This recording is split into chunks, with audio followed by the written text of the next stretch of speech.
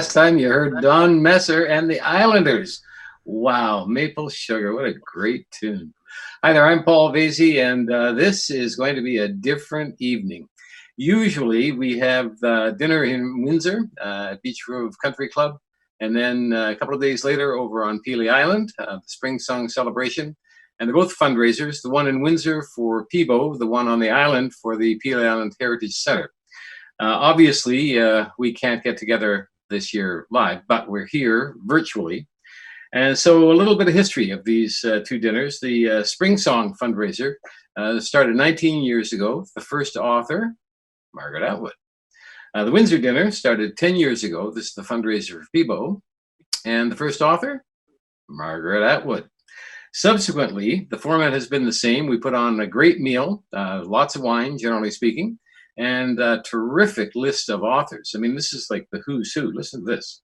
Alice Munro, Alistair MacLeod, Elizabeth Hay, Farley Mowat, Jane Urquhart, Brian Brett, Miriam Taves, Lawrence Hill.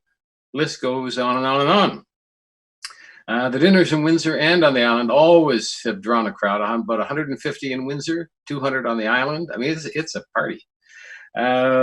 This year, of course, we can't get over there, but we're bringing a lot of the features to this online experience. We've got auctions, we've got silent auctions, we've got door prizes and giveaways. And once again, you're going to be able to buy books. This is like a huge part of the evening, of course, is to get the authors to sell and sign their books. And even though we're virtual, we can still do that. Dan Wells from Biblioasis Press here in Windsor has a great little bookstore. And he's got signed editions of a lot of the copies of the books that you will want. And to get to his site, all you do is go to biblioasisbookshop.com. Biblioasis, BIBLIOASIS bookshop.com. And he's on his homepage there got the Springsong Gala collection. So just follow the prompts, go there, and you can get the books. This year's guest author is Lorna Crozier, and she's a memoirist and a poet. This year's guest birder is Trevor Harriott, and you're going to be seeing and hearing from both of them pretty soon. Margaret is going to be leading the world-famous chicken choir. And this, if you've never seen this before, it's spectacular. And we'll get to that in a little bit. I've got lots of other special guests. You saw mention of them in the credits. There's a terrific evening ahead. At the end of the evening, we're going to have a question and answer session. And so if you would like to type in a question for any one of our guest authors, we can take your questions. So it's in the comment box just below the spot where you're looking at this program right now. Type in your questions and we will get to them. Lots of guests tonight. And first up, the Rheostatics. This band has been around in one form or another since the late 1970s. And they're with us tonight virtually in very fine form. And they are Dave Bonini, Dave Clark, Hugh Marsh, Kevin Hearn, and now they're Rheostatics, each one singing a bird song from his own nest. Yellow bird up high in banana tree.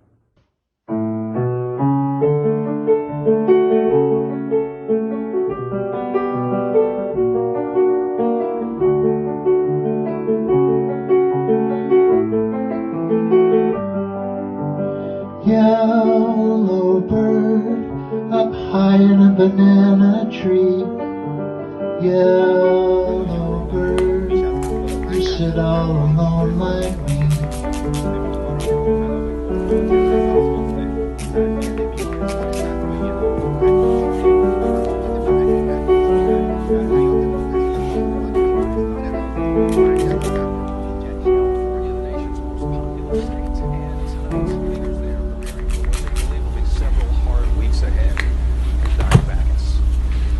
Cities across California are preparing for a worst-case scenario. In Los Angeles, coronavirus cases have surged.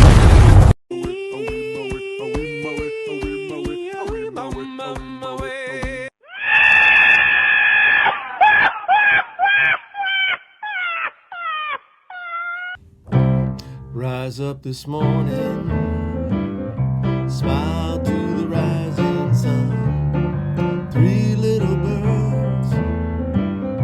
perch by my doorstep, singing sweet songs of melodies pure and true, singing, this is my message to you.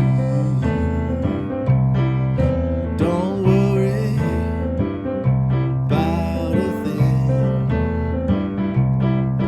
'cause every little thing's gonna be alright.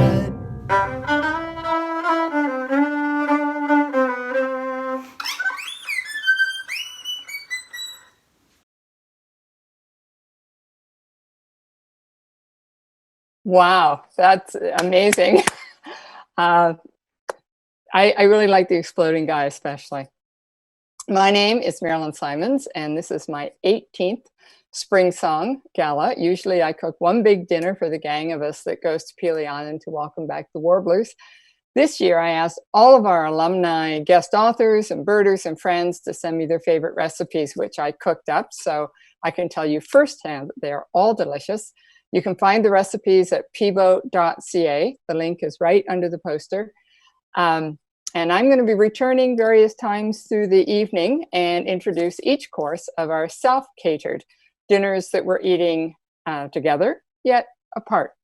We're going to start with the drinks tray. So imbibers of alcohol might try Michael Crummey's Sidecar, or the mocktail cousin, the Steve McQueen, or perhaps the orange margarita that Joseph Boyden christened the Atwood. You'll find the story of why on the recipe website. I am sipping right here a rhubarb lemonade, which is fantastic. I spike mine with ginger. And my husband, who isn't here at the moment, and I'm not going to drink his drink, but he is drinking a michelada from his own secret recipe, which he agreed to share with everyone, which is fantastic. So all those recipes are at PIBO.ca, and there are bird names tucked into, scattered through all the recipes. Count them up and email the address that's on the recipe page before 8 o'clock tonight in order to win great prizes in our bird feed contest. We've had several entries already, but I have to say right now, nobody has got them all. Now back to our host, Paul Vasey. Thank you very much, Marilyn. Both the Peely Island Heritage Center and the Peely Island Bird Observatory depend on donations. That's one of the reasons we're here tonight, is to raise money for these organizations. The Heritage Center, if you have never been to the island, it's located in the Old Town Hall. When you come into the West Dock, there it is, beautiful old gray building right on the shore there. And it has some amazing exhibits. Kim Gardner, who's the curator of the museum, is going to be by a little bit later to tell us all about it. But anyway, it gives you a whole glimpse into the history of the island, going way back to the first people who lived there, which were Native Americans. And then various other people, a lot of Americans came to the island through the years and bought up the land, did the farming and so on. So anyway, it's great history, and the Heritage Center tells the story and can always use help. I'm going to give you the coordinates to make donations there. The Peely Island Bird Observatory was founded about 20 years ago, and it's an amazing organization run by a very small staff, plus a lot of very enthusiastic volunteers. And they keep track of all the migratory birds that come across Lake Erie both ways, up from the south in the spring and then heading back from the north in the fall. And this information is invaluable, as you might imagine. Numbers of songbirds are declining, and the information that the Peely Island Bird Observatory has is coordinated with the information from other bird observatories, and together they paint a picture of what's happening to the birds. So crucial work. And Suzanne Freeman is the executive director of PIBO. She will be by in a little bit to tell us more about the work that PIBO does. To make the donations on the heritage site, just go to PeelyIslandMuseum.ca and follow the donation link. And for PIBO, go to PIBO.ca and you can find the link there. And speaking of Kim Gardner is here right now. Hi, Kim. Kim? I'm coming. Sorry. We Sorry, are. sorry. There we are. We've all been instructed to have a little thing on our screen, mic on, mic off. And Yes. all right. Now, Kim, you've got something special. You're going to drag it onto the screen right now. I do. I have my friend Penelope, who has lent me her bird's nest for the draw tonight. Well, Penelope, thank you. That's very kind of you, Penelope. Mm-hmm. Mm-hmm. So is that tip it over a little? Don't tip it over all the way. No, so but you can see. They're okay. They're the names. So Her nest overfloweth. Right. The people who have bought tickets for tonight's event are eligible for door prizes, and it's still not late to sign in and pay if you wish. You can still do that throughout the program. But for those who have already done so, we have some door prizes. And Kim, I'm going to show the prize, and then you're going to pick the name. Okay. So here's prize number 1. Now I have to find out what it is. It is, Would You Like a Cup of Tea pack? A puffin mug from St. Kilda, Birder Extreme Destination, donated by Margaret. And also with this is a tea infuser. But Margaret says you have to provide your own tea. And who gets that? The winner is Paul Jones. Oh, Paul Jones. Congratulations. From our next prize, from Cape Dorset. Oops, I got to figure this out. Oh, what happened to Paul? From Cape Dorset, 10 note cards from Kavavao Manami, Feathering the Nest, and donated by Margaret. In fact, all the prizes in this donated by Margaret. And who gets that? Gwen Sturkin. Gwen, congratulations. Puffin Tea Towel. Who gets that? John Laird. John Laird, congratulations. And tote bag. I've got my kids' craft table behind me loaded with all these presents. Fair Isle tote bag opens up at the top, and that goes to Phyllis DeLuca. Very good. And finally, 4 sets of bird pins. Margaret, can you just join us here for a second and talk about these pins? Are amazing. Here they are here. Oh, Yeah. those are the Argentinian ones? Yes. Yes. Okay, so they are from the BirdLife International partner in Argentina, where we had one of the BirdLife conventions, and they are 4 special Argentinian birds. Right. So you're not going to see them on Paley. And it says here, Aves Argentinas wishes to thank Margaret Atwood for her work and commitment to the conservation of birds and for helping us spread the love of nature. What a great There you go. gift. Thank you very much, Margaret. And Kim, who gets that? Well, a lucky Peely master birder, Mr. Rob Timpstra. Rob. Rob will like that. He will. Rob will love that. Will love that. Okay, so that's our first group. Thanks, Penelope. And okay, all right. No, so more door prizes a little later on. Now, I think I'm on the right page. Yeah, you're on page 7. I'm on page 7. Good, I'm on the right spot. Now, to introduce Margaret, we already said hi, Margaret. Ron Thiessen. Ron is the first curator of the Peleatic Heritage Center. He's a man who's been performing this task for 19 years. There you are. Good evening. I don't know how many interviews were given by Margaret since we last gathered at Springsong. A good many, to be sure, and each one I heard or saw was greatly entertaining. Yes, better than an evening with Netflix. And besides, a very good choice for these days we spend inside our pupa like Annie the Ant. Wonderful insights, stories, revelations, and counsel to keep us far removed from any thoughts of boredom. Surely no one can beat the story of her ancestor, half-hanged Mary of Massachusetts, nor the poem dedicated to the half-hanged forebear of Margaret. In another interview, Margaret will offer life-altering wisdom, and I quote, "You cannot count on the yellow brick road leading you to the city of Oz.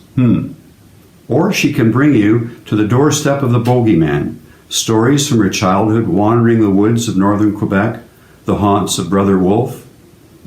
Confirmed in an interview with The Guardian where she confesses, "Sometimes I pretend to be a scary old lady." Among the hundreds of interviews, one was granted a CBS News affiliate. In this interview, Margaret was asked of her accomplishments. Books, I think. What are you really the most proud of? She replied, she was Canadian. "We don't do proud." So what is it you do? We do least embarrassed by. I'm inclined to listen to radio over watching TV. NPR in the United States is quite a good choice, and as their public affairs program, All Things Considered, it is quite good as well. I'm always aware of being a Canadian whilst listening to an American program, and have been made to wonder what would such a program be called? What would we call it? Certainly not All Things Considered. Perhaps Some Things Considered, imperfectly. Sorry. In this true spirit of being Canadian, we always ask someone to introduce our guest speaker, the same person, same author, and friend of Springsong, and the one we are least embarrassed by. Please welcome Margaret Atwood. Yes. Thank you, Ron. As always, stop it, Paul. Yes. Yes. He always takes a little bit out. He always has a little balloon freaking thing going on. So the Islanders have always been good at not telling people where I live. And one day a car drew up in front of Ron's house, and Ron was out mowing the lawn, and the guy said, "Where does Margaret Atwood live?" And Ron said, "I don't know what come over me." I said, "She lives here, right here." And the guy said, "Oh, good. Can she sign my book?" And Ron said, "Hand it over." And he took the book inside the house. I said, "Ron, you didn't sign it." He said, "I'm so ashamed of myself." Somewhere out there, somebody's got a book signed by Ron in my name. I think, maybe not. So welcome once again to our unusual gala. Marilyn, are you ever going to do this again? This was a screaming amount of work. So somebody said, "Welcome to our first online gala." Is it going to be the last? Okay. Now, here is Lamara Rea from the model community-run Nationalai Maasai Conservancy in Kenya. There's a big auction item from them on our silent auction. You can go and see in person the spectacular work they are doing with wild animal recovery. And right now, with people protection. They have no COVID in their community, but they also have no access to food nearby because the food markets have closed.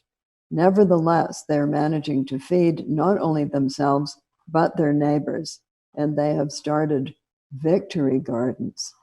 Here is 9-year-old Lamara Rea with a special message for us from Africa. Hi guys, my name is Lamara Rea. I'm reaching out to you from Nationalai Maasai Conservancy. A long time ago, the Maasai used to protect themselves with a spear and a shield. But now they're facing this new deadly virus by the name Corona. It has killed many people around the world. And keep safe. You can make masks out of local materials like ashoka. Keep safe from this coronavirus. See you in my next video. Thank you, Lamara. Hello again. I'm Kim Gardner, curator of the Pelee Island Heritage Center. I'd like to tell you a bit about our museum and our island while you sit back, and please enjoy our pictures. Peely Island in Lake Erie is the most southerly point of Canada. It's unique in its geographical location, its cultural heritage, and especially its migratory birds, which use the island as a stepping stone to their breeding further north. With a quarter of the island now devoted to parks and protected nature conservancy lands, Peely is definitely bird-friendly. The Peely Island Heritage Centre was founded in 1988 to preserve, research, and interpret the island's richly diverse cultural heritage. People have been visiting here for over 10,000 years. Spear tips prove an Aboriginal presence from the late Paleo period. A few hundred years ago, Europeans began coming to the island to fish, log, and quarry stone. And in 1834, the McCormick family was the first permanent settlers. By the late 1800s, the island had become the fields of grains and grapes we see today. It was the site of Canada's earliest winery, a tradition kept alive by the Peely Island Winery. The Heritage Centre houses displays that illuminate the island's local human and natural history, its geology, its early Paleo-Indian culture, its shipwrecks, and our newest addition, the Peely Island Bird Observatory exhibit. Peely Island has a rare Canadian Carolinian ecosystem with several endemic species. In the spring, the forests and roadsides are bright with spring ephemerals and migrating birds feeding as they move north from Fish Point in the south to Lighthouse Point in the north. Our island is one of 300 designated important bird areas of North America, and birders come from all over the world to witness the spring bird migration here. And Springsong is our weekend celebration of birds and books. The event began in 2002 as a fundraiser for the Heritage Centre with the help of Margaret Atwood, Graham Gibson, and Ron Thiessen, the founder of the Heritage Centre. Springsong's now in its 19th year and still held on Mother's Day weekend. COVID-19 forced our gala online, but we've continued our tradition of presenting a reading by an award-winning Canadian author, a talk from a guest birder, and an unforgettable performance by the very famous Rubber Chicken Choir. This may be the worst musical event you'll ever witness, but it's unique to Peely. Our birds and our island lifestyle continue to thrive in their beauty and diversity. I invite you to visit our island, our Heritage Centre, and our birds once the virus is no longer a threat. You'll be very welcome. Springsong weekend usually kicks off Friday at noon with the bird race, competition to identify the most species in a 24-hour period. Participants in the green bird race promise to do their birding by human or manual bicycle power only. Well, we couldn't do our traditional race on Peely this year, but participants birded regardless and virtually, wherever they hailed from. There were 11 registered teams from all over, Vancouver, Regina, the Maritimes, and even from our U.S. cottagers in Michigan and Ohio. You can see all of them and the birds that they saw on our Facebook Gala page under events. A huge thank you to all of our participating teams, and we'll see you next spring on Peely.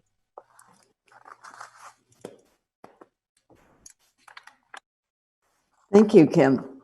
And now, coming up is operatic superstar Misha Brugger-Gosman from the Maritimes, where many things are serious, but nothing is ever solemn.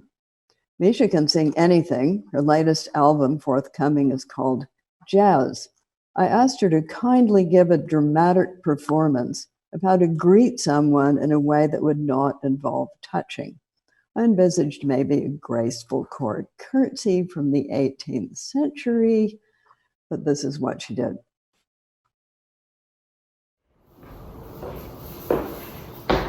Hello, I'm Misha Brugger-Gosman.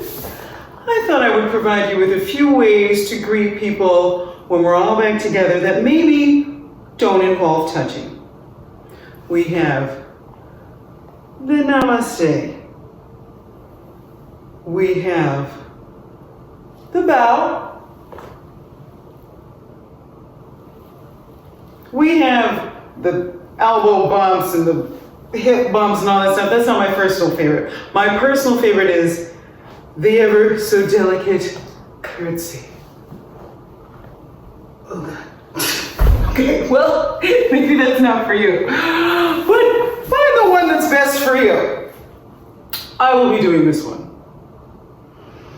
But I can't wait until we can hug and kiss again.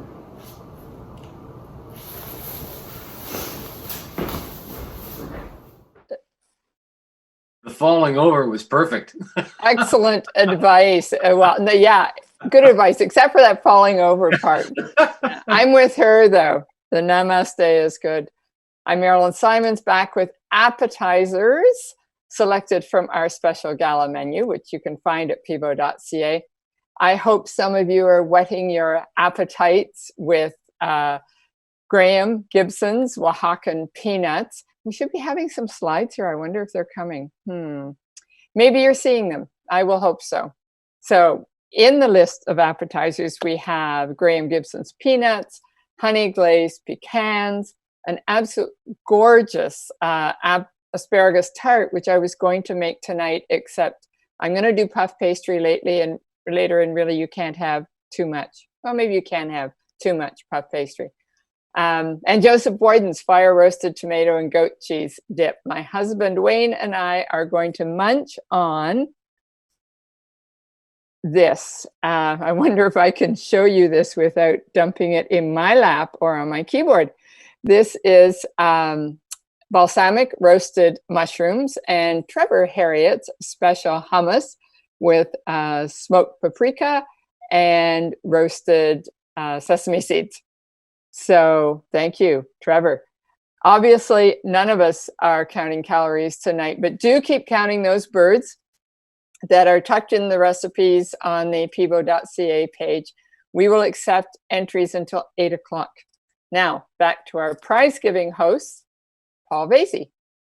Thank you very much, Marilyn. That looked delicious, by the way. Save some for me. We have more prizes to give away. We have 30 altogether, so 6 groups of 5. And Kim, are you ready? Yes, she is, with her microphone on now. I put a great big yellow thing. That's all right. We're all going to be doing it all night long. I'm sorry. I'm ready. Right. You're ready. Okay, here's, these are all donated by Margaret Atwood. And Margaret, if you want to weigh in, please do. This one, I got to hold this up so people can actually see it. There's a different way of doing this somehow. Well, there. What is it? There.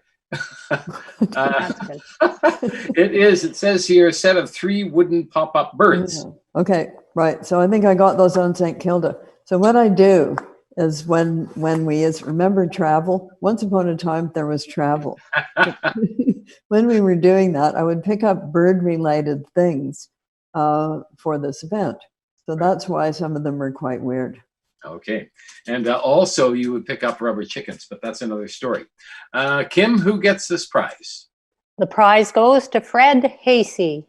Fred, congratulations. The solitary confinement pack socks from the famous Charlie Burney bookshop in Galway, Ireland. Margaret, it says these socks are unused. Is that correct?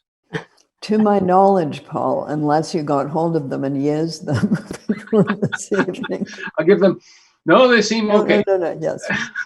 So this is a wonderful bookstore in Ireland. They don't have birds on them, but they've got books on them, and books are the other theme of the evening. So I thought somebody might like some book socks. Perfect. Kim? Cool. Joan Houston. Very good.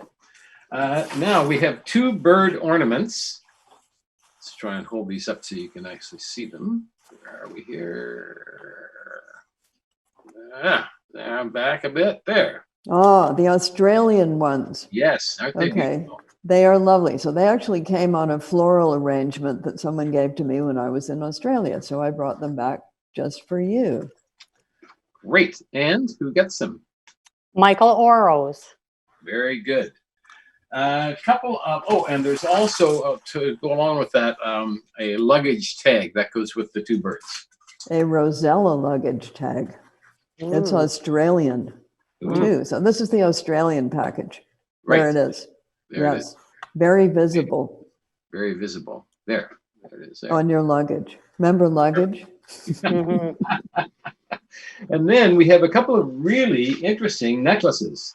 Margaret, tell us about these. I'll just see if I can Okay, so get a these picture ones, here. yeah, they're made of seaweed.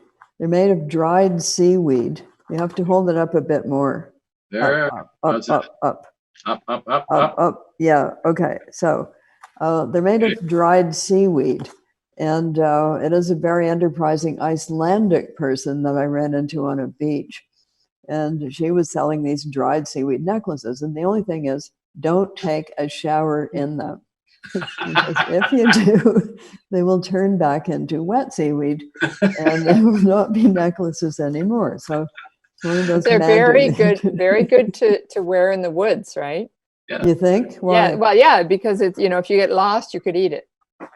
Yeah, they're not very big, Marilyn. Yeah, You they didn't- yeah. get much out of it. But All right, nonetheless, you could eat it. Yes, it's true.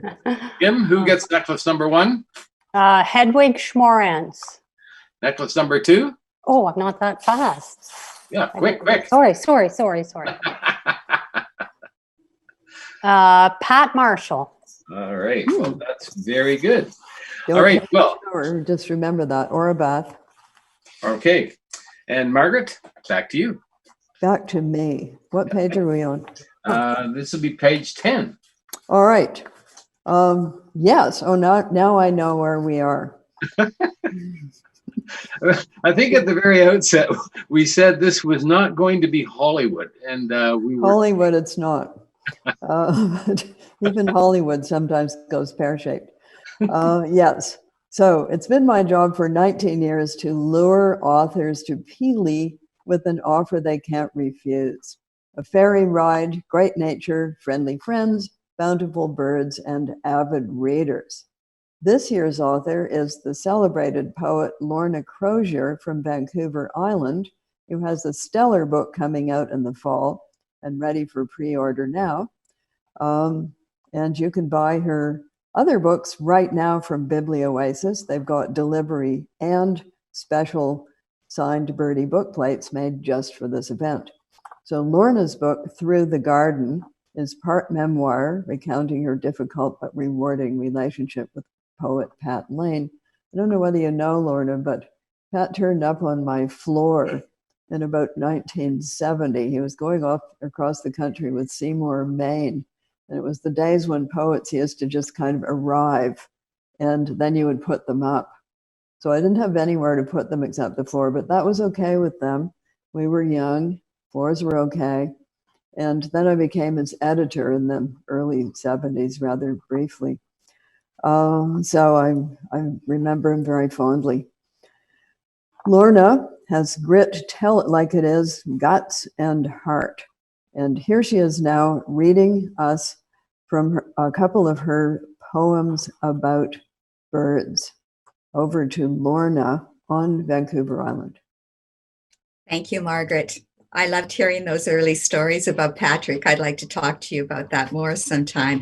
I'm here waiting for the ferry to take me to Pili. I come from ferry country and I know ferries are often delayed. First poem I'm going to read is from a book called God of Shadows, and in it I write about various gods. I use that word for both male and female, gods that have been neglected and maybe gods you didn't even know existed.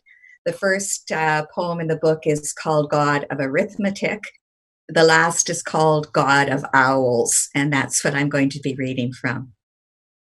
You want there to be a separate God for owls, for the bard, the burrowing, the saw-whet, the spotted, the great horned, the barn owl, whose gaze draws you to his wide face, and you see yourself, pale, uncanny. You want this God to keep these birds from harm, so the night will be lavishly feathered. Their wings in flight will row through the waters of your sleep, and you'll sense the dip and rise of them, the sky riddled with wings. You want this God to instruct them not to scoop up a cat or a family's only chicken. You want the slow unrolling of the owl's vowels to slip into your speaking. So much, so little they have to say. You want the owl's silence to be this God's silence, one that doesn't mean there's no one there, but a refined and honed attention, a keen listening high above you, and a steady looking down.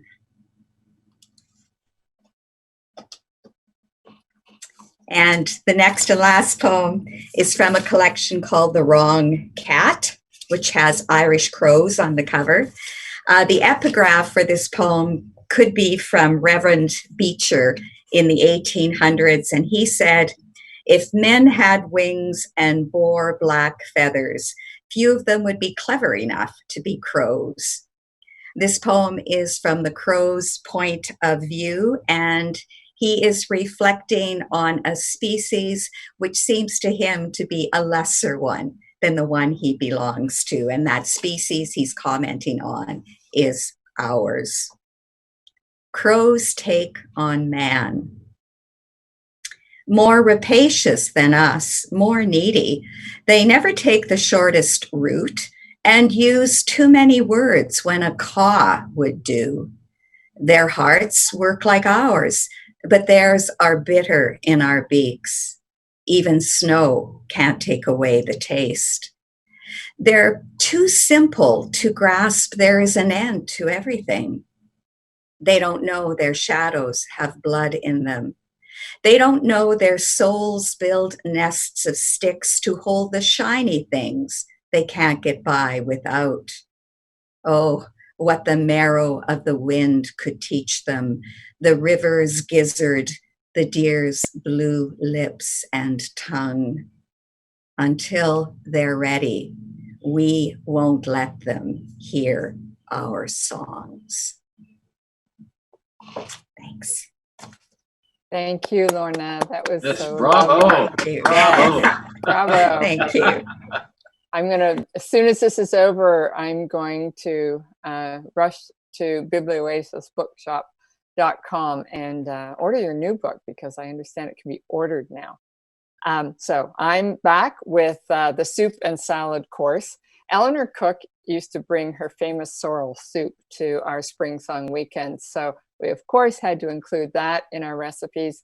And Brian Brett contributed a spectacularly gnarly fish bisque. And I hope some of you are trying out the Middle Eastern chickpea salad from the PIBO director, Suzanne Freeman.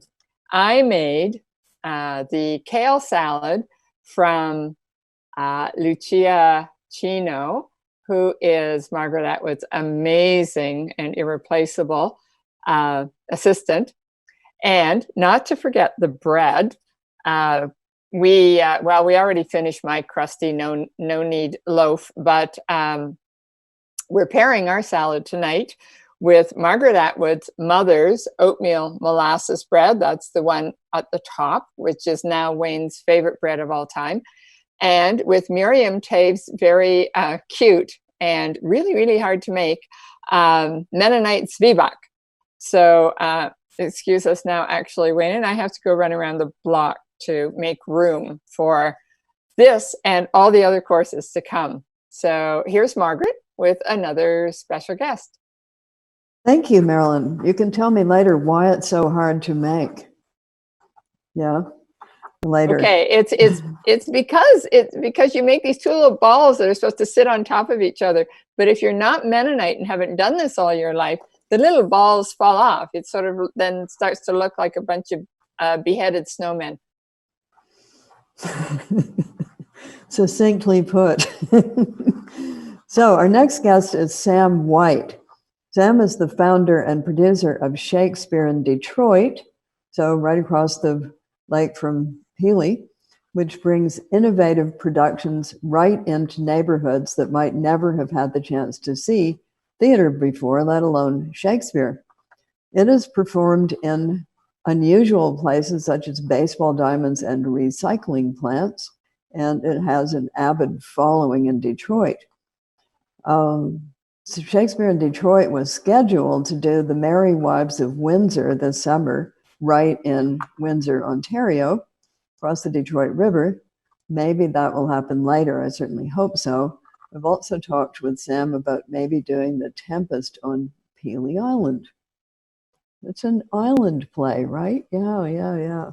Yeah, we thought we'd get Ron to play Prospero. Sam is also a friend of Pelee, and here she is with the message and a Shakespeare poem for us. Hi, this is Sam White, founder of Shakespeare in Detroit, and I love Pelee Island, so I am over the moon about being here for the Springsong Pelee Gala online. And I felt inspired to share this ditty from William Shakespeare's As You Like It. In the springtime, the only pretty ring time, when birds do sing, hey ding-a-ding-ding, sweet lovers love the spring. I'm outside here in Detroit today, just a car and ferry ride away from Pelee Island, and I'm looking forward to the time when I can return to the Isle. In the meantime, I hope you'll join me in supporting the Pelee Island Heritage Center and the Pelee Island Bird Conservatory this spring. Cheers, friends. All right, how did Sam manage, Margaret, to have those birds flying over her shoulder just as she read the line about birds in the poem? Like, is she a magician or what's going on there? It's Shakespeare. She also has the most elegant posture. There's a great story about how she got into Shakespeare. It's because her mother, a person of great character, evidently, told her that she couldn't listen to hip hop when she was 7 or 8 years old, and she got caught listening to it anyway.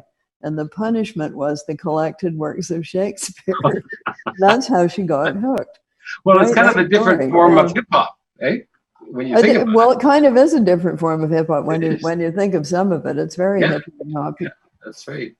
Anyway, well, Sam is one of Pelee Island's great friends from across the river in Detroit, and of course, lots of friends of Pelee over in Ohio. Many of them have cottages on the island, and so it's like just lots and lots of friends of the island. Last year, we lost one of the island's greatest friends, Graham Gibson. Graham came to the island, almost 40 years ago. I know because I brought him there. I was hosting a series of readings in Essex County, and Graham was our featured author for the week. So we'd go into a little community, there'd be a local author, and then Graham would give a reading. And Ron Thiessen, whom you just met introducing Margaret, my pal, said, "Can you bring him over to the island?" And I said, "Yes, of course I can," and I did. So we had a reading in the Pelee Island Hotel. It was an amazing reading. After Graham, when we were coming back on the ferry, he said it was the best reading he'd ever given. And it was a magical moment. Anyway, after the reading, Ron took us on a kind of a magical historical tour of the island, and Graham was hooked. He said, "I've got to bring Peggy over here," which he did, and which led to Margaret and Graham's long and wonderful association with the island. And now here's Ron Thiessen back with a tribute to our friend Graham Gibson. And following Ron's tribute, we're going to see a lot of wonderful images of Graham. And you're going to hear a terrific tune called "A Reel for Graham Gibson," which was composed and is performed by his niece, Jessica Gibson. Graham Gibson. Graham Gibson lived a life on a very broad stage as a champion of the literary community across Canada. At the same time, Graham's presence was keenly felt on a much smaller stage, here on Pelee Island, no less important, here in the middle of Lake Erie, in Canada's southernmost community, Pelee Island. Graham's vision, his energy, his enthusiasm, and his generosity were not left behind when he began his relationship with our island community. Graham, of course, was as well a conservationist and a bird enthusiast. His legacy on Pelee in these pursuits will be treasured for years to come. His support of the Nature Conservancy of Canada in their land acquisitions and conservation programs, and his indefatigable role as co-founder and president of the Pelee Island Bird Observatory are lasting gifts to our community. I met Graham in the fall of 1982 when Graham came to do a reading from Perpetual Motion in the company of, yes, our MC, Paul Vasey. It took some daring, I thought, to undertake this, not for those few of us who had come specifically to hear him read, but the other patrons of the Peely Hotel, where it was held, those who thought they had come for a few beers. I will fondly remember our last conversation that we had on our yard a few months before he passed. I asked him if he still did some birding. This was at a time when his dementia was already taking its toll. He replied yes, but he couldn't recall the names of the birds. Then there was a pause, and he added, but then they don't know my name either. Let's raise a glass in gratefulness in memory of a good friend to Graham Gibson. Cheers.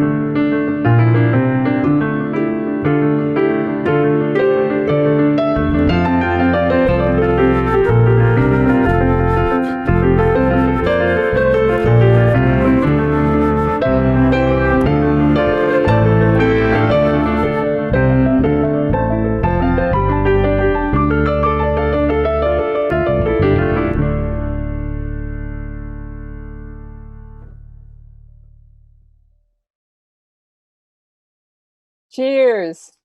Cheers to Graham.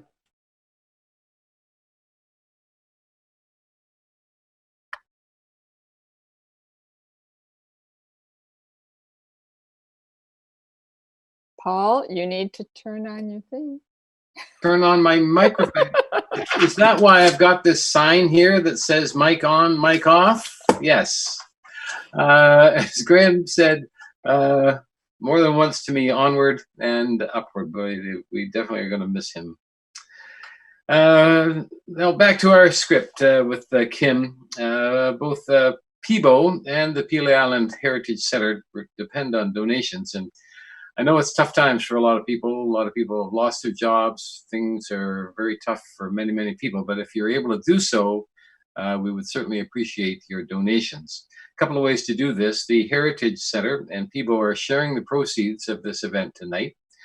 So if you donate to one, you're going to actually be donating to both. But you can go to the PIBO website, pibo.ca, or you can go to the Heritage website, peelyislandmuseum.ca, and make a donation there. The curator of the museum, Kim Gardner, is back. And Kim, we've got more door prizes to give away. And this time I'm ready. Kim is ready with the basket. First one is really neat. And this is, again, from Margaret. Book is called, this is the Stay Safe Pack. And the book is... That's a good one. Yes, this is British Columbia's Chief Medical Officer of Health, Dr. Bonnie Henry. How do you get your hands on this, Margaret? Oh, I have my secret ways. Anyway, it's called Soap and Water and Common Sense, the definitive guide to viruses, bacteria, parasites, and disease, and it should be, and the coronavirus. And along with it, oddly enough, some soap, 3 bars of soap. And one is volcanic ash, another is birch leaves, and another is ice from a glacier. Fabulous prize. Icelandic. Icelandic, yes. Oh. And so, Kim, who gets that package? Ross Herning. Ross, congratulations. Danny Catt has donated some cards. We haven't got them. He's going to deliver them right to the winner of the prize. But it's a really neat collection of his photo. He's an amazing photographer. He's traveled all over the world taking pictures, and you'll see his wildlife pictures on these cards. And the winner of 2 sets of 10 Arctic and wildlife cards, Kim?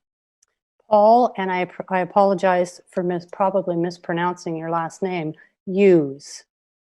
Paul Hughes? No, U-Y-S. Okay, very good. Third up, a postcard book by one of the most admired botanical artists, Cicely Mary Barker. And there's the book, a Flower Fairies postcard book. All right. Yes, I made you do it, Paul. Thank you, Margaret. Love Margaret. Okay, and the winner of this is? Mark Baclar. Margaret, stop. Okay, now we have 2 Australian bird guides. There they are there. I'm finally learning how to do this.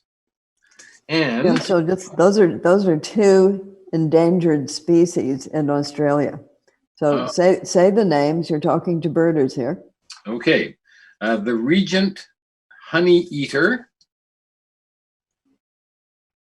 There we go. Somewhere around there. Perfect. And the other one is called and the swift parrot. There we go. Thank you. Thank you, Margaret. And then we have, speaking of those 2 birds, we have pins for each one of them. That's right. Yeah. So the winner of that package, Kim? Monty Wood. Thank you very much. And that came from BirdLife Australia. Well, thank them very much. So Sean Dooley, if you're listening. Here's to you, Sean. Now we have a prize that actually Kim is scrounging around for right now. I pulled out an empty one. Okay, we've got the bird feeder. Sorry. Kim, you've got the bird feeder. Sorry, right. I pulled out one that didn't have a name. You have to put down the bird nest and pick up the bird feeder. This is donated. Well, here's the feeder. There it is. You can hold things up better than I can. No, I have the name in my hand here. And that is donated by Darlene Wiper, a big friend of the Peely Island Heritage Center. Darlene, thank you very much for donating that. And who gets to take it away? Eric Young. Eric, congratulations. So we will be having more prizes to give away. We've got some Margaret Atwood coffee to give away, and we'll do that in a little bit. Just a reminder that at the end of the program, we're going to be taking questions. So if you've got a question for Margaret or Marilyn, you want to know about the recipes, you've got a question about Lorna, about her poetry, or Trevor Harriott about his books, and we're going to be hearing from him shortly. All you have to do is go to the comment section on the screen where you're seeing this program, jot down your question, and we'll put in as many questions as we can at the end of the program. And now back to Marilyn for the next course in our gala dinner. Thank you, Paul. Big shout out to Peggy Lewis. I just got an email from her, and she has already made 12 of the recipes. So, whoa. Peggy, are you eating them all right now? I hope not. Anyway, for our main course, we're at the mains. We have an international banquet to choose from. Do check out the recipes on PIBO.ca. If you like chicken, perhaps the Burmese chicken curry from Sean Dooley of BirdLife Australia. And he's having breakfast in Australia right now, he told me, and his kids are running around, so he's really happy that we can't see him, but he can see us. And he's enjoying it very much. Or, that's a wonderful curry that has a whole history to it. Or Graham Gibson's original Scottish cockaliki stew, which I have to say is tremendous. Classic oven roasted chicken with birder murder sweet potato mousse from our mystery writer Steve Burrows, and a fabulous sauteed Brussels sprouts from Nancy Lockhart of the Crow Theatre.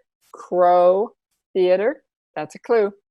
Vegetarians are eating Elizabeth Hayes spicy lemon and black pepper tofu, or maybe creamy artichoke gnocchi from ornithologist Bridget Stutchbury, or our own Suzanne Freeman's scrumptious vegan mushroom pie, one of my favorites.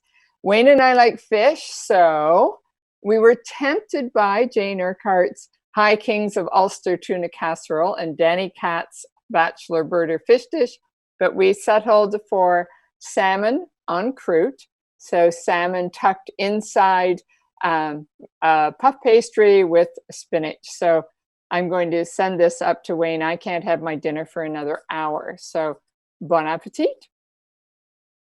And now to introduce our guest birder and hummus chef, Trevor Harriott. Trevor is a prairie naturalist, an activist, a writer who lives on the northern edge of the Great Plains in Regina, Saskatchewan. He's an award-winning author of 5 books, all of which you can purchase from biblioasisbookshop.com, signed. In his most recent book, Islands of Grass, he pairs up with nature photographer Branimir Jetvi in what amounts to a stunningly beautiful love letter to prairie grasslands. And it's also a call to action to do what we can to halt the rapid disappearance of this geography. In a National Post review, Bill Richardson said, like Annie Dillard or Barry Lopez, or like Thoreau for that matter, Trevor Harriott writes and writes beautifully out of a passionate, almost proprietary concern for the landscape and out of a sense of its sacredness. So please welcome the 2020 Springsong guest birder, Trevor Harriott. Thanks very much, Marilyn. I'm very happy to be here. Very grateful to have a chance to be a part of Peely Island Springsong again. Usually we're out there, you know, with the birds in groups, and that's lots of fun. This time instead, I made a little virtual bird tour of my home here in the Aspen Parkland of Saskatchewan's Prairie. And it's a bit of a slide talk, and that's been posted, I think, on the PIBO website, if you want to take a look at that. So I did the bird race today with my daughter, Kate, and a friend, and we actually had a pretty good day here in Regina, even though it's not Peely Island. We had 81 species as of noon today. So I was going to provide a little bit of a report on the kind of the state of birds in Canada right now. And so we know that some of the birds aren't doing very well. Certainly our grassland birds, shorebirds, aerial insectivores are declining. They're down by 40 to 60% overall. And this isn't just climate change, but it's land use, it's agriculture, coastal development, pesticides, changes to our ocean ecosystems, and so on. So clearly the birds need our help, right? And that's why we're here today. And that's why as environmentalists and birders, we support organizations like PIBO and other local conservation organizations, because we know conservation actually can work for birds. If we look what's been achieved in the last few decades in Canada, we've actually done quite a bit. Waterfowl were down really to low numbers, record low numbers in the 1980s, and they've recovered quite well in the last few decades, thanks to the Waterfowl Management Plan, Ducks Unlimited, and other conservation groups. Raptors of all kinds have done pretty well over the last century, because originally the Audubon Society in the US and nature groups in Canada started to work toward the Migratory Bird Convention and the banning of shooting of raptors, owls, hawks, and falcons. Forest birds seem to be holding their own, not doing too bad for the most part. There are some exceptions. We know whooping cranes are doing really well, right? We've got 500 of them now wild in the world. And here in Saskatchewan, believe it or not, in the fall, sometimes we'll see flocks of 70 to 100 birds at a time. I had a report of 30 going by somebody this spring. So there's recoveries that can happen. Most recently, we've heard in the last year that the Kirtland's warbler, which is its range is in Michigan, quite close to Peely Island, and it's been taken off the endangered species list in the United States, where its entire breeding range is. So that's more good news. You know, bald eagles, pelicans, sandhill cranes, trumpeter swans, those birds are recovering. Peregrine falcons are now in our cities. I just saw a pair today nesting on top of the Saskatchewan legislature. So conservation can work with the right amount of money and time and effort. It takes time, of course. And, you know, we need our governments to step up, fund the right kind of restoration and recovery. But there's a lot we can do as individuals by supporting PIBO and other conservation organizations in our communities. We also know that two of the biggest causes of direct bird kill happen right in our homes with cats and with windows. And 225 to 250 million birds a year in Canada are killed by those two factors alone. So there's things we can do, right? And we're seeing that. We're seeing people keeping their cats indoors. You see people talking about it on social media. There's the idea of the catio. There's the work that Margaret did with those terrific graphic novels. It's telling the story of cats and what can be done. Environmentalists, though, right now, I think are worrying a bit about the pandemic for sure. We see this when you read what conservation people and environmentalists are saying. We're worrying about what's going to happen if we have to focus so much on the economy and beating the pandemic. What that's going to do to conservation. Perhaps it will. But on the other hand, there are people who are saying that this might be a good time for kind of a reset, right? To re-examine our relationship with the more than human world and see where we can go from here, because we're seeing that social change and cultural change is possible, the kind of change we know we're needing.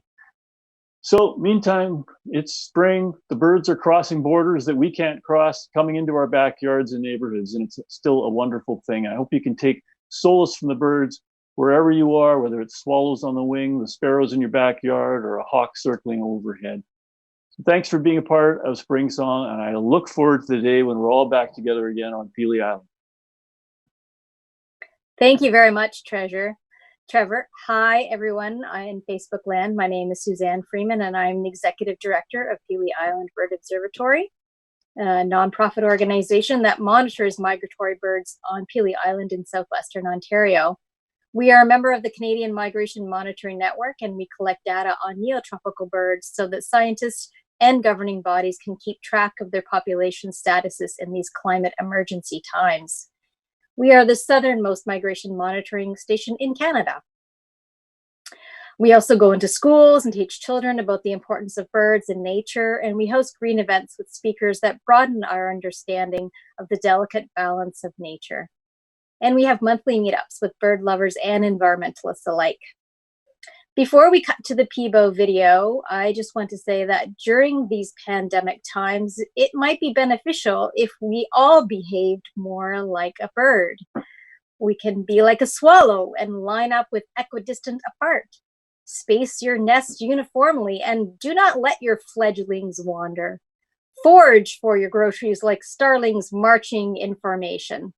All of these behaviors are inherent in birds, and we humans might prevent the spread of COVID-19 if we could just be more like them.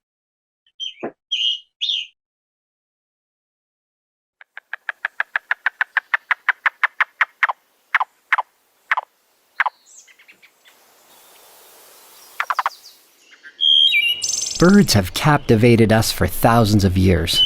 Their beautiful songs have inspired poets for centuries.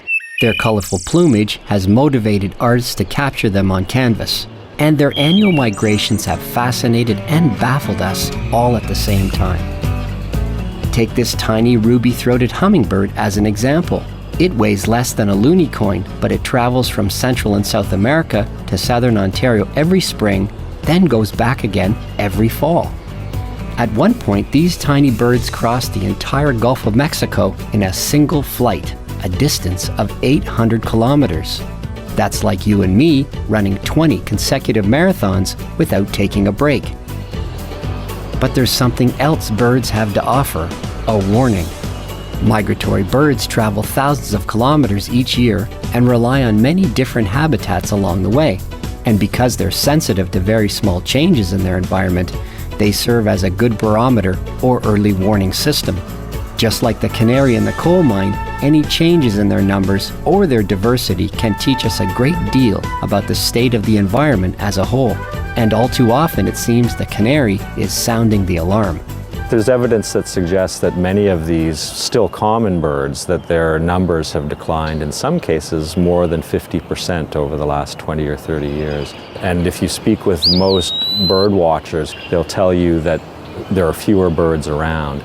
And yet we at the observatory recognize that anecdotal accounts, even if they're unanimous, that they don't enable real change, whether it's policy making and governmental decisions. So we're trying to bring some numbers and some actual science to what is generally understood to be the case. We study migratory birds because they have a lot to teach us about ourselves and how well we take care of this planet that we all call home. Margaret. Here I am. Thank you, Suzanne. Now, here again is 9-year-old Lamara Rea from the National Eye Maasai Conservancy with a special greeting to Canadian birders. I hope to visit the Conservancy one day when visiting is possible again and see the spectacular animal recovery they have managed by taking down fences and letting the animals and birds vote with their feet and wings. Maybe I'll win the silent auction item they're offering. The auction will remain open for another week. Let's see if I get outbid. Now, here's Lamara. Jumbo, my name is Lamara Rea. Greetings to all the bird lovers in Canada. I'm here in National Maasai Conservancy and there are so many animals here. For example, the giraffes, the elephants, the gazelles, and the impalas. There are so many more. We also have birds. The birds are helmeted guinea fowl, common ostrich, and my favorite, lilac-breasted broder. I'm here in Sekenani River and I have a huge plan. We are going to make trees here in Nashulam and the birds are going to make nests. Those nests are going to have eggs and there are gonna be so many birds and so many more good noises and fresh air. And yes, that's all. Make sure you like and subscribe. See me in my next video. Thank you, Lamara. Well, what a wonderful little guy. Margaret, let's hope that you win that prize and get over there and meet him. It's wonderful. We're back. Kim Gardner, the curator of the museum, and I are going to give away some more door prizes right now. And Kim has her basket, as you can see right there. Basket has the names of all the people who have bought tickets. And the first name coming out of there will make off with the Balzac coffee pack. This is a wonderful mug there. And who's laughing at me? Not you, Margaret, I hope. And you can see the signature right there. That's Margaret Atwood's signature on the Margaret Atwood Blend Coffee by Balzac's Coffee. And so we have 2 mugs, 1 bag of coffee, and it goes to Brent Sinclair. Very good. We have a Wild and Domestic Bird Pack, a set of bird cards by Sumiko Enoshi from PIBO, plus a rubber chicken from Margaret. And this goes to? Trevor Harriet. No, Trevor. Yes. Well done. We have a set of cards from Sumiko again. No rubber chicken with this, just the cards. And the winner is? Brad Cran. We have a Peely Island package, beeswax wraps made from Sinclair honeybees, plus 3 books from the Heritage Center, all to do with the history of the island. Why are you laughing? Oh, I forgot to put the books up in my hand, but that's okay. The winner is Paul Vasey. Oh, really? That's pretty good, Paul. Those wax wraps are from New Zealand, by the way. Well, thank you very much. What do I use them for? Marilyn can help you with that. Okay. Well, change the name to Marilyn Vasey as the winner. Thank you very much. Is that permitted that the host can actually win something? I guess. Yeah, okay. You put your name in. Okay, and the last, we don't have the album. It's Molly Johnson pack. Wait till you meet Molly later in the program. Oh, we just love Molly. Anyway, it's a pack because of Billy. It's a vinyl album and a CD. And I'm sorry, vinyl album and a T-shirt. It's medium women's T-shirt, and the winner goes Moira McDougall. Oh, Moira. Yeah. Perfect. What a perfect win. All right. So that's that package. And now before we get to coming up, this is one of the highlights of Springsong, the chicken choir. For those of you who was laughing, Margaret, was that you? No, that was me. No, that was you. So one of the highlights of every Springsong has been the talk by the authors. Obviously, we heard Lorna and Trevor, but it's followed very, very closely by the chicken choir. Perhaps we should give a little history of the chicken choir for those of you who have never experienced it. You're about to in just a minute. My recollection, and then Margaret, you can help me out here, because as that one famous person said, I might be misremembering this. But it seems to me Margaret has been bringing rubber chickens to Springsong, not to the Windsor dinner so much, but to Springsong for a number of years. And so it got to the point where this would be, I'm thinking 6-7 years ago, when the guests were starting to arrive, we would hear rubber chicken squawks in the background. And then they proliferated. And then when people came, it was like there were 20 rubber chickens. And Paul, stop right there. Okay. I did not bring the rubber chickens exactly per se. There's two bird races, the green one for which people get the bottom cup, and the conventional one for which you can use a vehicle. And the winner of the conventional one got a rubber chicken. So people bring them back to the banquet, and those with the rubber chickens that they have won previously can be in the rubber chicken choir. But what about the rubber chickens that were given away as door prizes? I think some of them. I think those were sort of extras that we happened to have. Right.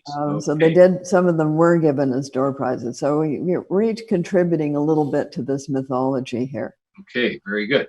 Anyway, it ended up that one night at the dinner, I said to Margaret, why don't we have a chicken choir? And Margaret said, yes.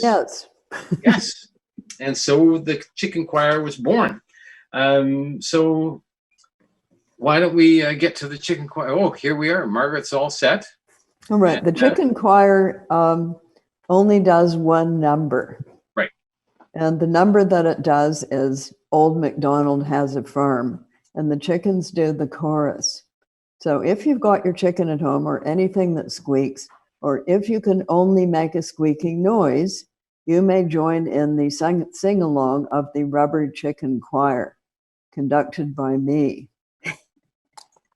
And a 1, and a 2, and a 3.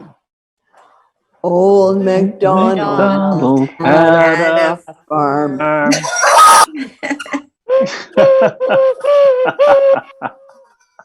And on that farm, he had chickens.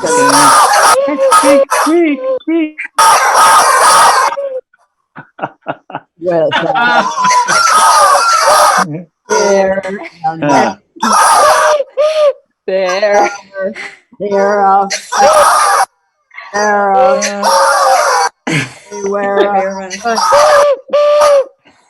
Old MacDonald had a farm.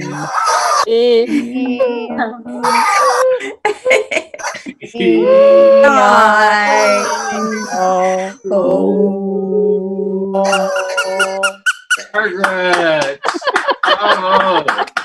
Oh. Yes, I've got to say last year we did Bye Bye Blackbird, but we're not going to inflict that on you this year. Do next year.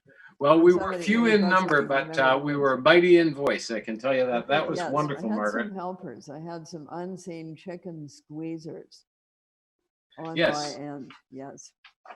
Now that is the chicken choir, the most frightful piece of music you will ever hear, bar none. Now back to someone who can actually sing. opera diva and all-round musical goddess, Mesha Bruger-Gosman. I suggested she could sing something classical, maybe a little Schubert, a little Mozart, and we did have a back and forth by email about a French composer that she was quite keen on. And I thought she would raise the tone of this gathering and possibly wear something birdy, such as a gorgeous feather headdress and something operatic, add some class. But I don't know how to explain what you're about to hear and see. She likes pulling my leg. Let's leave it at that. I don't think she quite understands the passion of birders. So if you don't want to hear about pigeons being poisoned in parks, mute your sound right now. I didn't do this, okay? it was done to me. Misha, take it away. Hello. Under this mask, I am Misha Bruger-Gosman, and I have been asked to sing my favorite song about a bird. Now, the only song in English that I know about a bird is by American composer Tom Lehrer. Tom Lehrer brought us other such hits entitled The Masochism Tango, The Old Dope Peddler, and I Got It from Agnes. So I hope you can see the vein I'm going in here and that we have strong senses of humor amongst our birders. If not, that's why the mask is here. I am also able to play the piano and sing, but I cannot do the two at the same time. So you will be hearing a piano accompaniment played by me while I sing this Tom Lehrer song for you.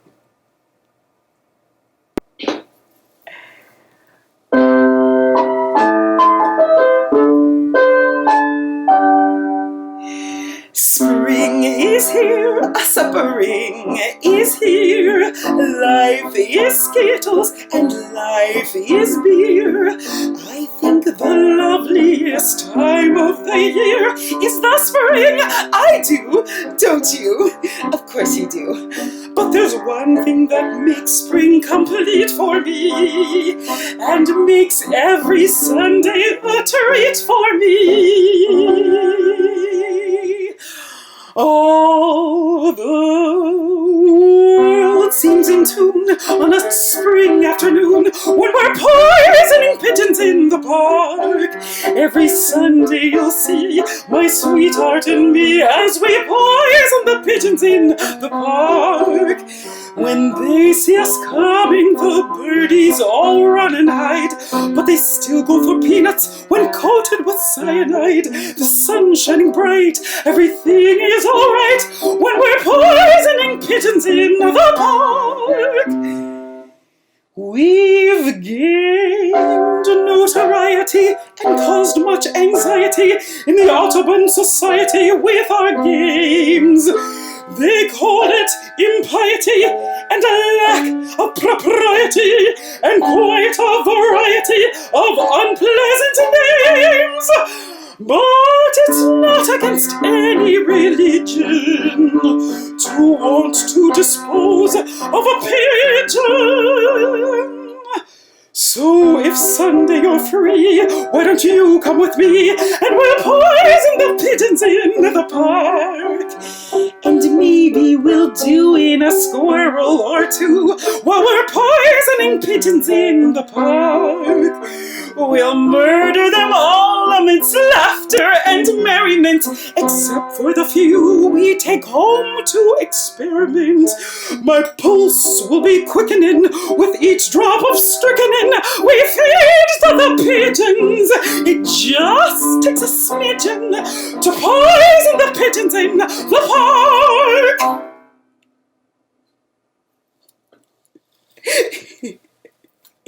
Thank you so much. Well, Margaret, you asked for something special. That's special. I don't quite know what to say. I've always sort of liked pigeons. Rock doves, we call them. Anyway, well, all right. We're in trouble. We may be in trouble. We're also now like 10 minutes over, so we're going to be in trouble on many levels. Except I have prizes to give away, so maybe I won't be in trouble. Now for the truly serious part of the evening dessert. My favorite part of any meal. We have a cookie plate that features Myrtle's ginger snaps from our 2020 author. Oh, there. Can we see her? Maybe.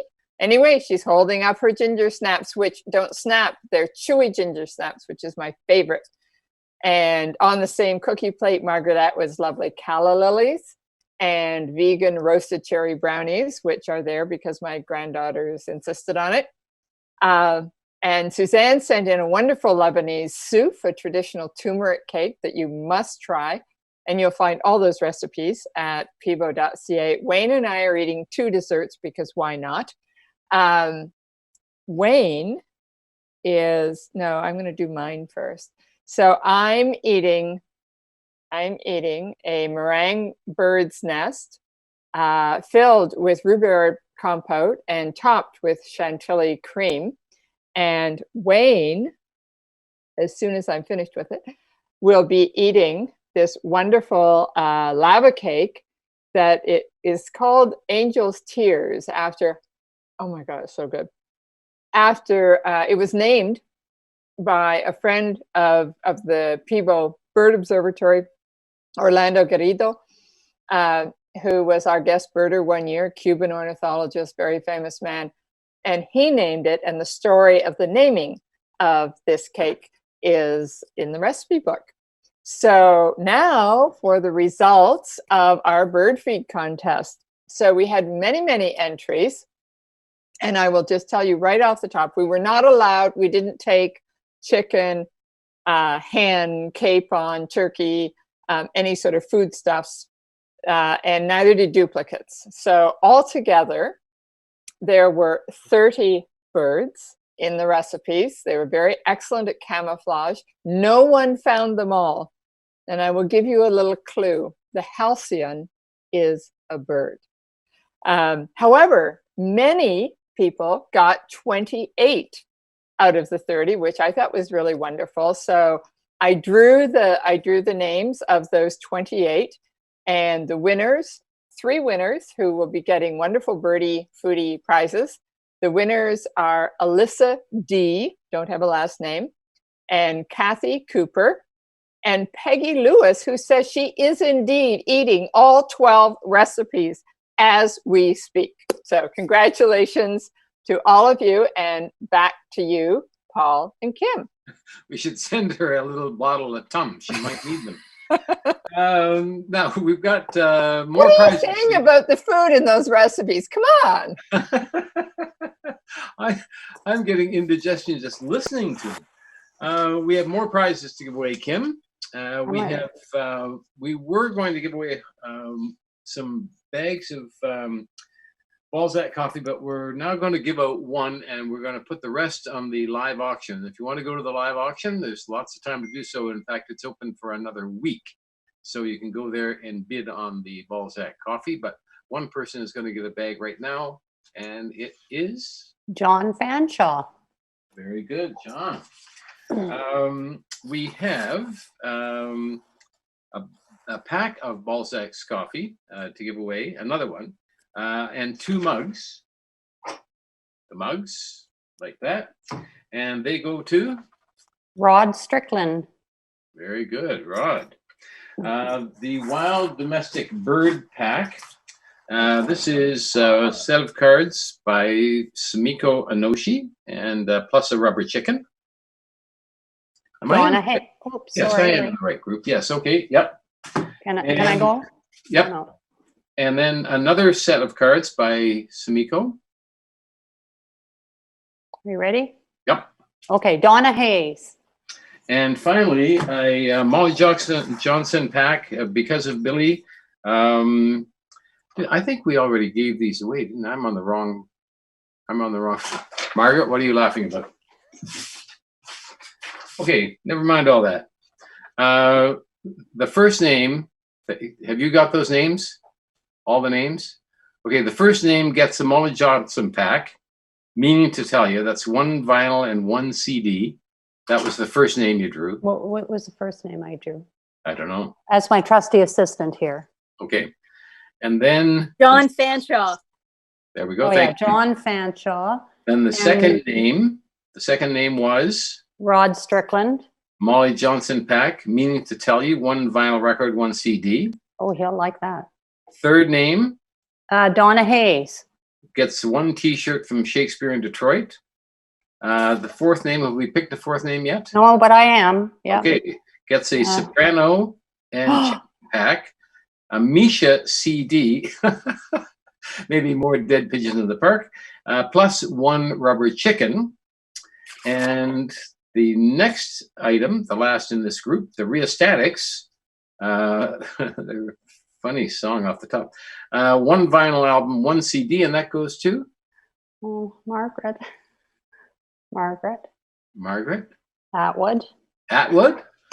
Margaret, congratulations. I won something? You did. Well, your name is in the bucket. Okay. Yes. Wow, great. So you get a Rheostatics vinyl album and a Rheostatics CD. 50. There we go. Yeah. And I got the I suspect collusion or something. No, three of us. Yeah, you're just sore because your name is. Yeah, what about me? What about me? Great. All right. Now, time to get back to our special guest of the evening, Lorna Crozier, and she has another reading for us. This is from her new book out this fall called Through the Garden. And by the way, if you go to biblioasisbookshop.com, you can order that book now. It's not out yet, but you can order it. Please welcome once again, Lorna Crozier. This is a hard act to follow after rhyming quickening with strychnine, but I will do my best. I started writing this about 3-4 years ago when my husband, Patrick Lane, fell ill, and I didn't know what to do, how to live with it, except because I'm a writer, to try to write about it. And I need to give you just one small footnote. The last novel that Carol Shields wrote was called Unless. I don't know how much time Patrick and I have left together. What I do know is how lucky we are to have had 4 decades. At the best, can we expect 2 or 3 years? Should I be thinking of months? Daily, I read the obituaries in our local paper, track the deaths of strangers, figure out their ages, and compare them to Patrick's. This is my new morbid math, a math made out of fear. When my friend, the novelist Carol Shields, died in 2003, she was 10 years younger than Patrick is now. I hadn't seen her for a few weeks and heard about her death while I was at a writer's retreat at a Benedictine monastery in Saskatchewan. It's a working farm with cattle and chickens, fields of wheat, hay, and canola. One of the monks approached our group of 8 writers at the breakfast table and told us he'd heard the news on CBC radio that morning that a famous writer had died. He wondered if any of us had known her. Even though you know something is inevitable, when it happens, it comes as a surprise. Part of you feels stunned and looks around for meaning, for some kind of sign to match your sadness and mark the change that's taken place. The night Carol died, a fierce wind had blown through the monastery grounds, had awakened me and kept me tossing in bed until sunrise. In the morning, in the huge old cottonwood outside my window, the wind continued to roil and thrash as if the tree wouldn't let it go, its big-leaved branches whipping with the effort. I couldn't help but see the frenzied motion as a powerful spirit trying to leave the world. Though it was early, before 8 a.m., I poured myself a glass of wine and stood under the green roar. I toasted Carol, then threw what remained against the runneled trunk, wishing her an unimpeded journey when she broke free from all that wanted to hold her. Later the same day, One of the other writers who'd been at the breakfast table when we'd heard of Carol's death, a young poet about to publish her first book, was walking the dirt road that ran between a group of barns and sheds. She'd never met Carol, but she'd read her books and over the years had listened to her on the CBC. Daydreaming her way into a poem, gazing at the clouds that scudded past, she suddenly heard Carol's voice, eerily distinct and clear. It seemed to be coming from the long, narrow shed a few yards ahead. Hesitant and slightly scared, she walked towards it. The door of the shed was missing, though a grid of wire was nailed across the opening so nothing could go out or in. Carol's voice was louder now. She was reading from her novel, Larry's Party. The young woman recognized the passage about Larry leading his small son through the maze he'd built in his backyard. She peered through the door into the darkness, not knowing what she'd see. From inside the shed came the clucking of hens. Dozens of them walked the floor near the back, placing their feet with precision, as if they knew ahead of time where each foot should fall. Dozens more roosted in the rafters, and at the very back of the shed, on a white plastic pail turned upside down, sat a big transistor radio. Although the woman couldn't see the dial, she knew it had to be set on CBC. Carol reading, "It may be that Larry has romanticized this particular memory, the soft kiss of the evening sun, the dizzy, unalarming purr of mosquitoes, his little boy's hand in his." As she stood and listened, the smell of the coop drifted through the wire, a whiff of dusty feathers, an acrid pungency from the white droppings. With the smell, Carol's mellifluous voice rose above the glottal sound of hens. It's common knowledge that many farmers play tapes of Beethoven and Mozart in dairy barns to settle the cows and make them give more milk. The CBC voices and music that came from the radio must have been there to relax the hens and encourage them to lay. During that day of tributes and Carol's elegantly tuned, considered sentences winding to the end of thought, in the long, dark shed in the monastery yard, the hens were laying eggs. Inside each shell would be the warm glow of her voice, the flavor of her speaking. I wish I could tell Carol this story. She would have loved knowing that her writing and reading had been put to good use, had gone to such a place. For the next few mornings at breakfast, I paused for a moment after I'd lopped off the top of my soft-boiled eggs, as if there were a sound caught inside and about to be released. If I listened hard enough, perhaps I'd hear a word as tasty and numinous as unless. Oh, Lorna, thank you very much. Wow, bravo, bravo. That was terrific. Lorna, thank you so much for being our special guest author this year. And Trevor, thank you so much for being our special guest birder this year. It's been just terrific to have you with us. My honor. Delight to be here and be part of this birding community. Thank you so much. And Me too. Thanks, Paul. And let's plan on having both of you get to Pelee Island when we can all get to Pelee Island. Here's to that. Yes. Yeah, can't wait for it. Oh, me too. Me too. I said I was looking in my day planner this week, and I was so saddened. On Thursday, I had a note: drive Lorna and Trevor and Karen from Windsor to the ferry, and then take the ferry over on Friday, staying at Moe's. Anyway, Yeah. Next year. Next year.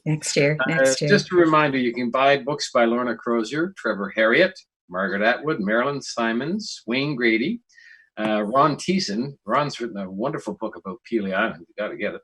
And myself. And you can get those from Dan Wells, owner of Biblioasis Bookshop, biblioasisbookshop.com. And you can just go to the link there. And he's got all kinds of books there for sale. And Kim, we have one more set of things to give away here, I believe, right? Yes, we do. Rheostatics. A rheostatics package, yes? Okay. Okay, so we need a name for the Rheostatics package. It's one vinyl album, one CD.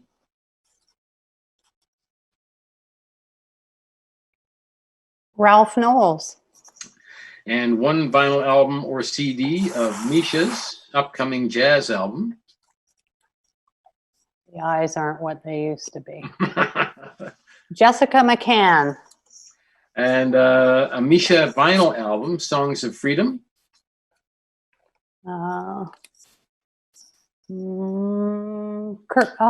Kirsten Vasey. Well, Kirsten Vasey. One T-shirt from Shakespeare in Detroit. Shirley Beatty.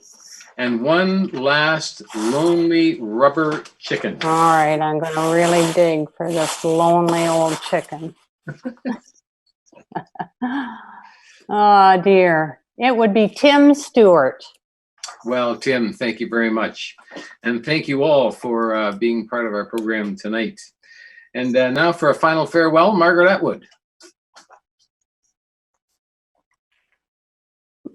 There we go. Thank you, Paul. You're welcome. I can't tell you how funny it is that Tim Stewart just won a rubber chicken, but never mind. He is actually a super duper wildlife and bird photographer.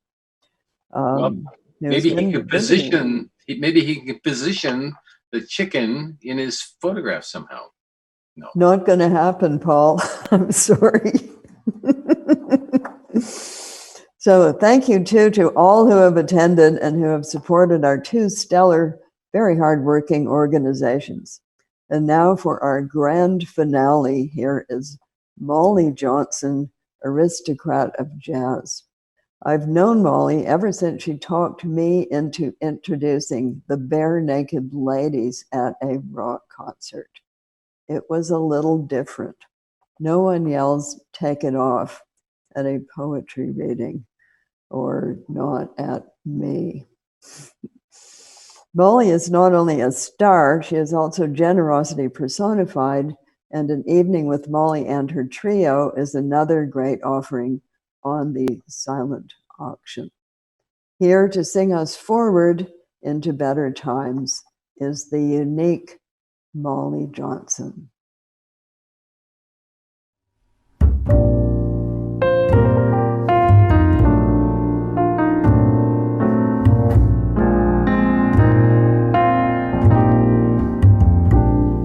There'll be blue birds over the fields of peely clover next year. Just you wait and see, and we'll all be together in fine peely weather next year, when we're COVID free. The eagles will dream again, the killdeers will scream again, the birders compete again, and we'll all get wet feet again. There'll be blue birds over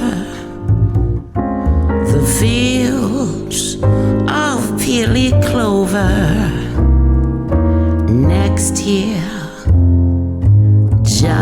you wait and see.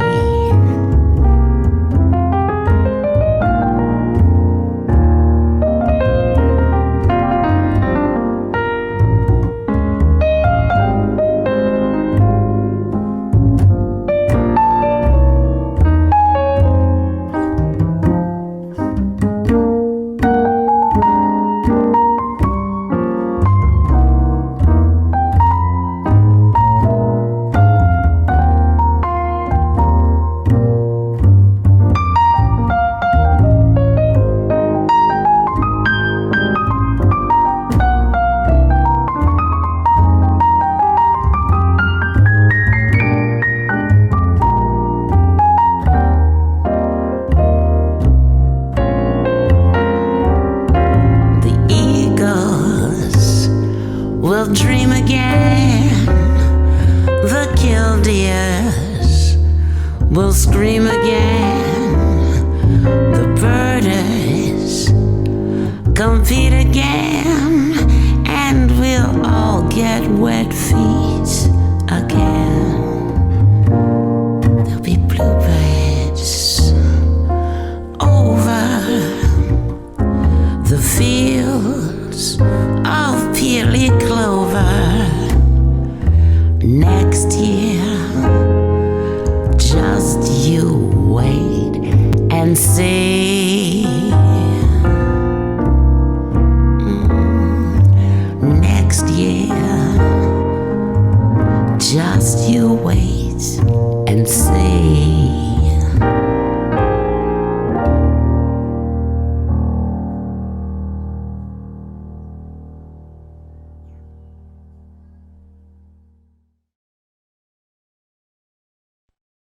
Well, that was wonderful. Molly, you are amazing. So thank you very much, everybody. We're going to roll our final credits here. And we do have some questions. We ask you to submit your questions, and we've got some. So we're going to roll our final credits. We'll be back in just a minute, and we'll get some answers to the questions that you've sent us.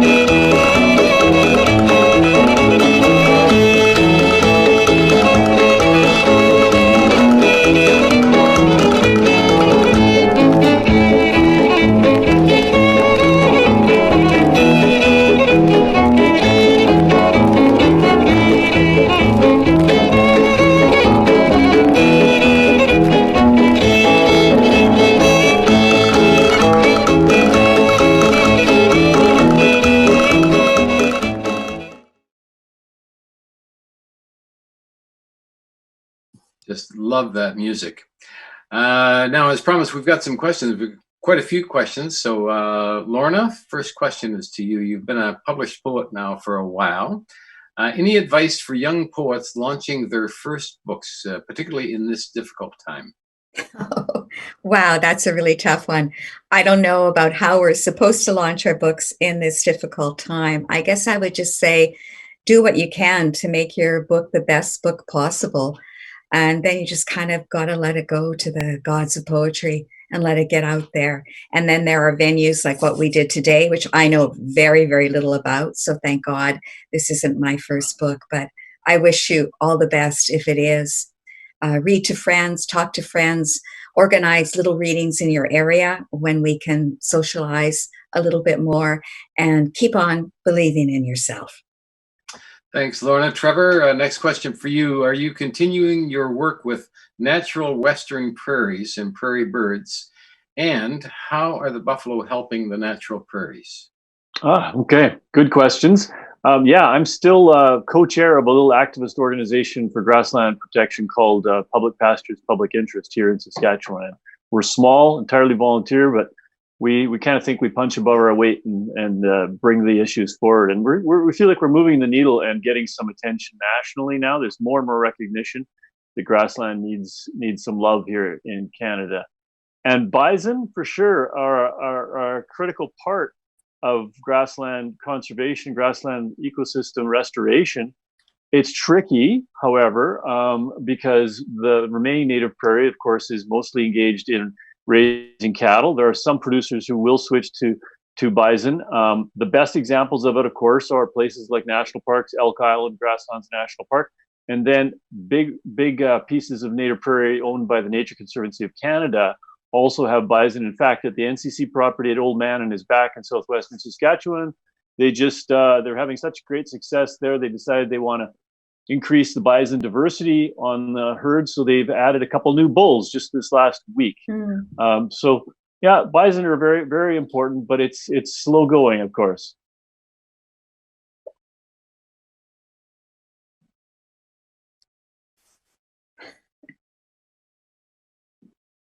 Paul? Yes, yes, yes. And curiously, Margaret, this question is for you.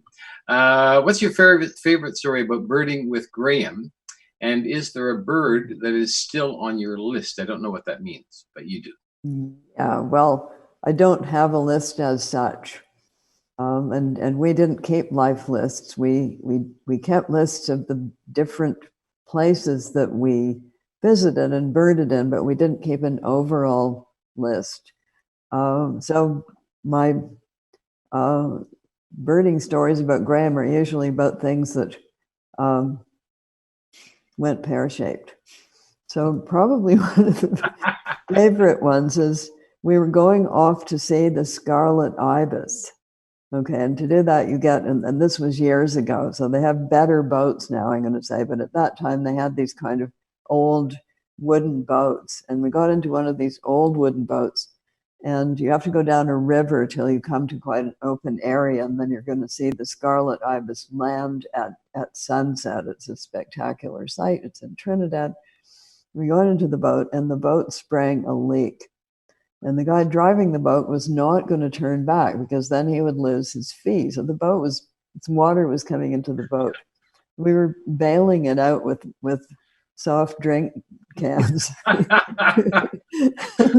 And then this rather mature Mennonite lady coming back from a Mennonite posting somewhere said that she could solve the problem, and she sat down on the hole.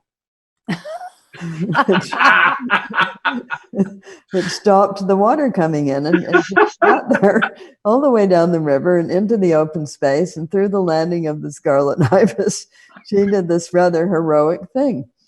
I was imagining piranhas, but that didn't happen. So that was one good story. Another one was we spent a long time, it was on Amherst Island, it was freezing cold, and we saw this thing that was either a gallon plastic milk jug or a snowy owl. And just as we had decided that it was a plastic gallon milk jug, it flew away. Margaret, just one more quick question. Curious to know Ms. Atwood's thoughts about one of the treatments for COVID is from a company named Gilead Science. Life imitating art? Well, I think it's, I was there first. Yes, you were. And the Bible was there before that. So there are a number of references in the Bible to Gilead. There's the balm in Gilead, that's BALM, which is probably why they named their pharmaceutical company that, providing cures, etc. I'm afraid I morphed it in The Handmaid's Tale to BOMB, but never mind.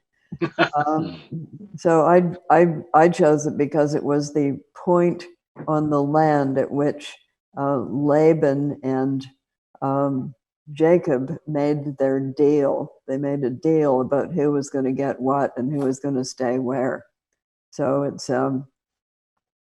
two people who were not females negotiating about the kids and the women and not incidentally the cows and sheep.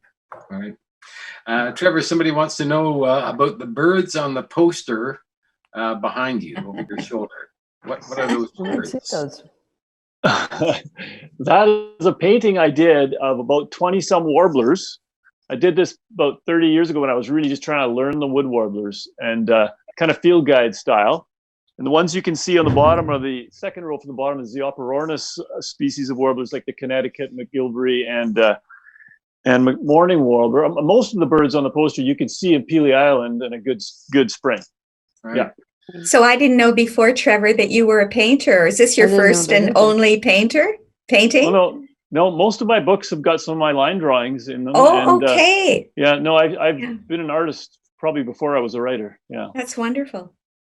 And Trevor, I think we need to plug your video again, which is so fantastic. Right. It's on YouTube, and Trevor was supposed to give the bird talk this year, and instead of that, he did something amazing, which he takes you on an actual bird walk through the Saskatchewan aspen parkland, and it's you see all kinds of prairie birds, and it's you feel like you're really there.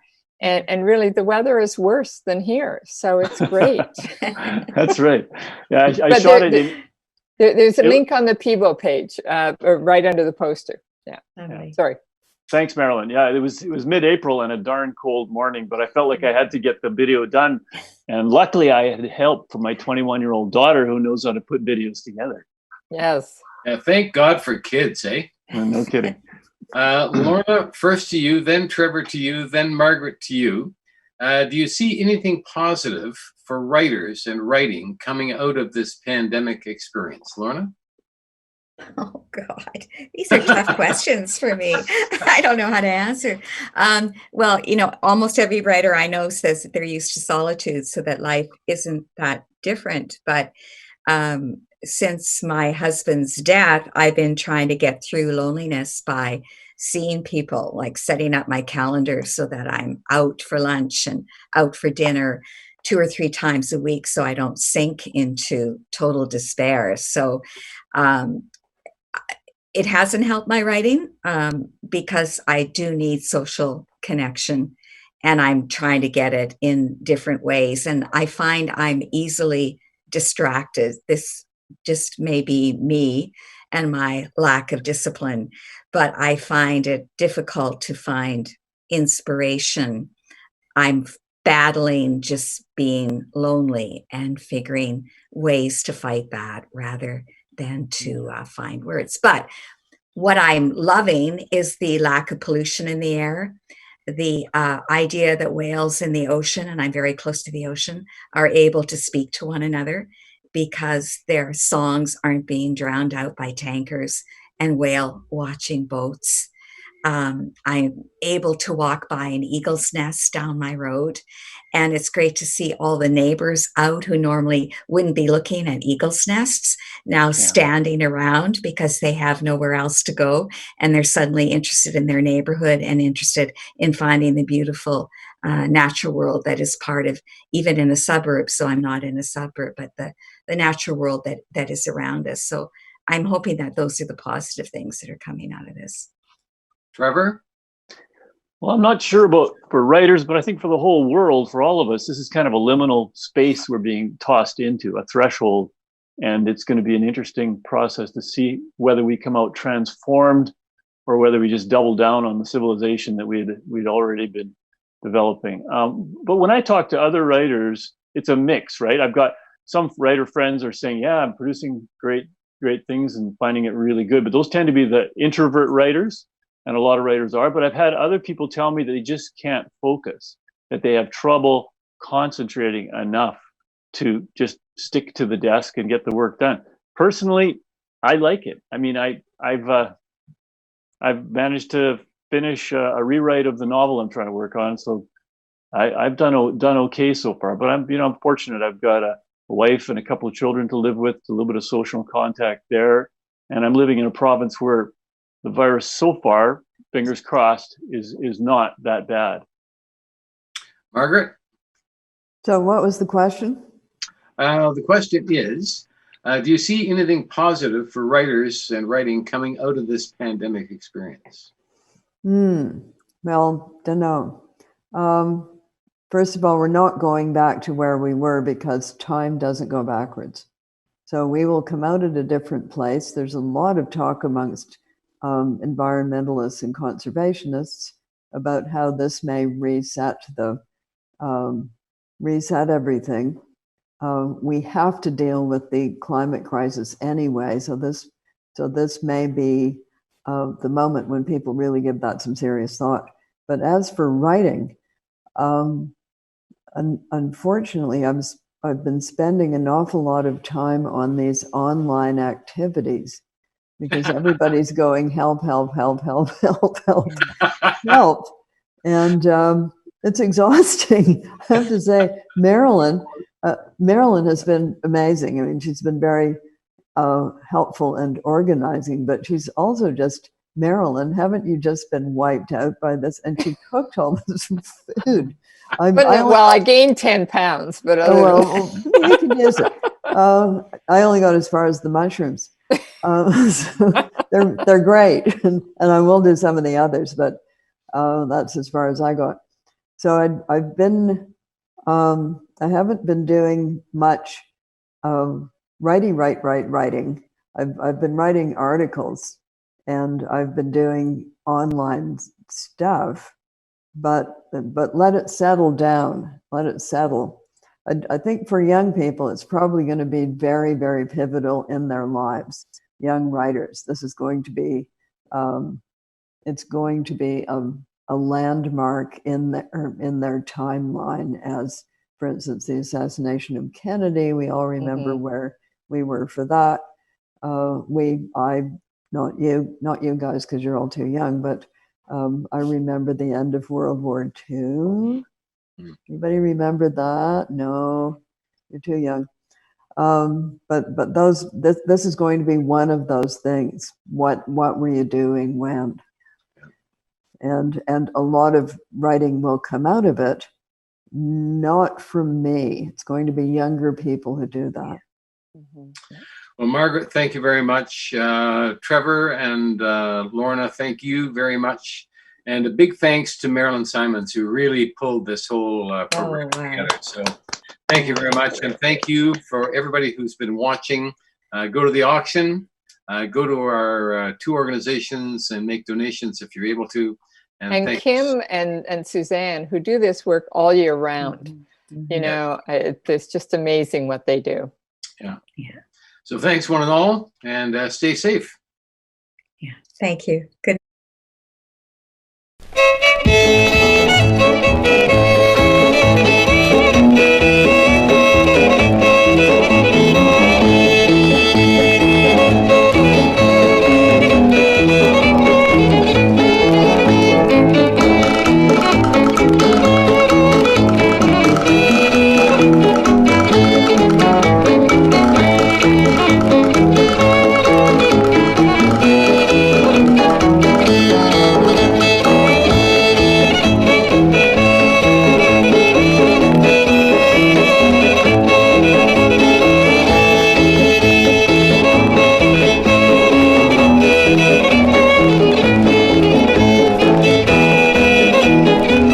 Wonderful.